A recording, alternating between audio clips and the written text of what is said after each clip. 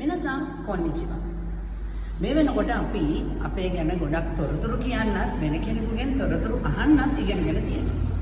අද අපි කතා කරමු පවුලේ කී දෙනෙක්ද ඉන්නේ කියලා අහන්නේ කොහොමද? පවුල කසොකු කියලා කියනවා. කසොකු. ඊළඟට කී දෙනෙක්ද කියලා අහනකොට උවමනා වෙනවා නන් නින් කියන ප්‍රශ්නාර්ථය එනවා. නන් කීයක් නින් කියවහම මිනිස්සු. එතකොට නන් නින් කියන එක පැතිතුර දහම අපිට ලැබෙනවා කී දෙනෙක්ද? එමනම් පවුලේ කී දෙනෙක්ද? කසොකු wa nanin desu ka? කසොකු wa nanin desu ka? පවුලේ කී දෙනෙක් වේද? දැන් කොහොමද කී දෙනෙක්ද කියලා කියන්නේ? එතකොට අපි හිතමුකෝ 3 දෙනෙක් ඉන්නවා කියලා.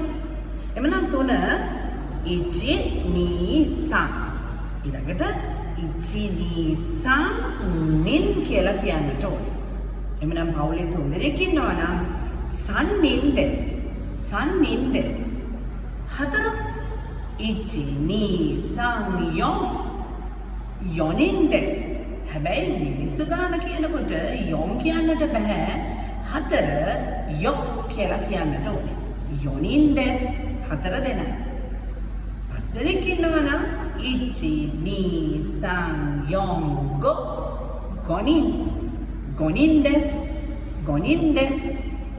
3 දෙනයි සනින් දෙස් 4 දෙනයි යොනින් දෙස් 5 දෙනයි ගොනින් දෙස්. එනම් අහමු අපි කසොකු wa nanin desu ka? කසොකු wa nanin desu ka? 5 දෙනයි ගොනින් දෙස් 5 දෙනෙක් ගොනින් දෙස්.